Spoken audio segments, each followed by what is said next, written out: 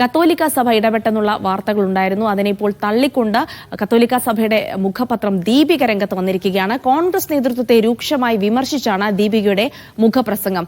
ഭരണത്തിലെത്തുമെന്ന് തോന്നിയപ്പോഴുള്ള കലാപമാണ് കോൺഗ്രസിൽ. ഞങ്ങൾക്ക് ഇത്ര മന്ത്രി വേണം, KPCC അധ്യക്ഷ പദവി വേണം എന്നൊന്നും പറയാൻ കത്തോലിക്ക സഭയില്ല. അധ്യക്ഷന്റെ മതമല്ല, പാർട്ടിയുടെ മതേതരത്വമാണ് മുഖ്യമെന്നും ദീപിക മുഖപ്രസംഗത്തിൽ പറയുന്നു. KR സാജു ഉണ്ട് വിവരങ്ങൾ നൽകാനായി. സാജു, ഒരു കത്തോലിക്ക പ്രതിനിധി വേണമെന്നുള്ള ഒരു ആവശ്യം ഉണ്ടായിരുന്നു തുടങ്ങിയ വാർത്തകളൊക്കെ ഉണ്ടായിരുന്നു. സ്വാഭാവികമായിട്ടും കത്തോലിക്ക സഭയ്ക്ക് ഈ അവസരത്തിൽ കോൺഗ്രസിനെ വിമർശിച്ചുകൊണ്ടെങ്കിലും നിലപാട് വ്യക്തമാക്കേണ്ടതുണ്ട്. എന്തൊക്കെ മുഖപ്രസംഗത്തിൽ പറയുന്നു?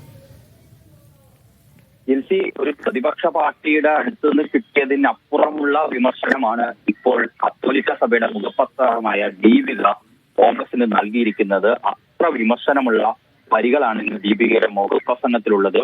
ഒരു കാര്യം കോൺഗ്രസിനോട് പറയട്ടെ, നിങ്ങൾക്കിടയിലെ നിങ്ങളുടെ പാർട്ടിയിലെ അന്തഛിദ്രങ്ങളും തീരവ്യാധിയായ അധികാര കൊതിയും പരിഹരിക്കാൻ പ്രാപ്തിയുള്ള ആരെയെങ്കിലും പ്രസിഡന്റ് ആക്കിയാൽ നിങ്ങൾക്ക് കൊള്ളാം എന്ന് പറഞ്ഞുകൊണ്ടാണ് ഈ മുഖപ്രസംഗം തുടങ്ങുന്നത് തന്നെ. ഒരു മതത്തിനും വേണ്ടിയുമല്ലാതെ ജാതി മതഭേദമന്യേ എല്ലാവർക്കും വേണ്ടി നിലകൊള്ളുക.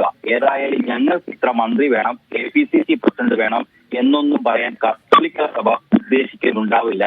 സ്ഥാനമാനങ്ങളുടെ വീതം വെപ്പിനേക്കാൾ വിവേചനം കൂടാതെ നീതി വിതരണം ചെയ്യുന്നതിലാണ് കാര്യം. അതൊന്നും ഉറപ്പാക്കിയാൽ മതി.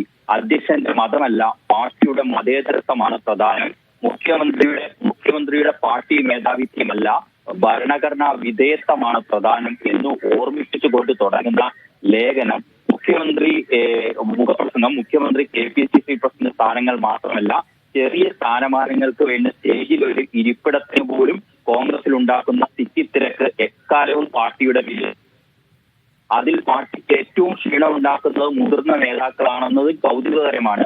KPCC നേതൃമാറ്റത്തിനുള്ള നീക്കങ്ങൾ ഹൈക്കമാൻഡ് വീണ്ടും സജീവമാക്കിയതോടെയാണ് ഇപ്പോഴത്തെ കുറ്റിച്ചെറികൾ എന്ന് പറഞ്ഞുകൊണ്ട് ദീപിക പറയുന്നത്. അടുത്ത തവണ ഭരണത്തിലെത്തുമെന്ന് തോന്നിയപ്പോൾ കോൺഗ്രസിൽ തുടങ്ങിയ ആഭ്യന്തര കലാപമാണ് ഇപ്പോൾ KPCC അധ്യക്ഷ സ്ഥാനത്തെത്തിയിരിക്കുന്നത് എന്നുകൂടി ദീപിക പറഞ്ഞു വെക്കുന്നുണ്ട്.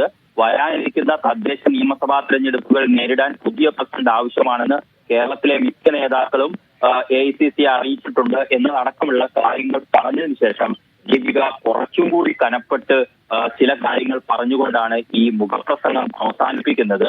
അതിൽ പറയുന്നത്, കേന്ദ്രത്തിലായാലും സംസ്ഥാനത്തിലായാലും ഒരു പാർട്ടിയും അധികാരത്തിലെത്തുന്നത് അവരുടെ കഴിവ് കൊണ്ട് മാത്രമല്ല, എതിരാളിയുടെ കഴിവുകേട് കൊണ്ടുമാണ്. BJP രാജ്യമൊട്ടാകെ ആ സാധ്യത ഉപയോഗിച്ചു. കേരളത്തിൽ അടുത്ത തവണയും തങ്ങൾക്ക് അത് ഉപയോഗിക്കാനാവുമെന്ന് CPM ചിന്തിക്കുന്നുണ്ട്. കോൺഗ്രസിലെ ചിന്തയാകട്ടെ പാർട്ടി എന്നല്ല നിലയിലല്ല, നേതാക്കൾ എന്ന നിലയിലാണ് എന്നുകൂടി പറഞ്ഞു വെക്കുകയാണ് ദീപിക ചെയ്യുന്നത്. മാത്രമല്ല, ഈ പാർട്ടി തർക്കത്തിൽ മതനേതാക്കൾക്ക് എന്ത് പങ്കാണുള്ളതെന്ന് തങ്ങൾക്കറിയില്ല.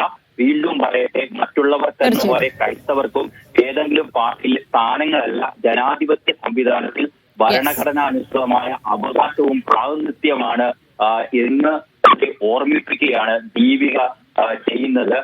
ദീപിക കോൺഗ്രസിന്റെ പല നിലപാടും ക്രൈസ്തവർക്ക് വിയോജിപ്പ് പരിഹരിക്കാൻ ആണ് ഇത്തരം ഒരു നീക്കമെന്ന് പാർട്ടിയിൽ അഭിപ്രായമുണ്ടായിരിക്കാം. അതിന്റെ മറപിടിച്ച് കത്തോലിക്ക സഭാ നേതൃസ്ഥാനത്തേക്ക് ആളെ നിർദ്ദേശിച്ചു എന്ന കിംവദന്തി പരന്നു എന്നൊക്കെ ദീപിക പറഞ്ഞുകൊണ്ടാണ് കനത്ത ഭാഷയിലുള്ള വിമർശനമാണ് കോൺഗ്രസിന് നൽകുന്നത്.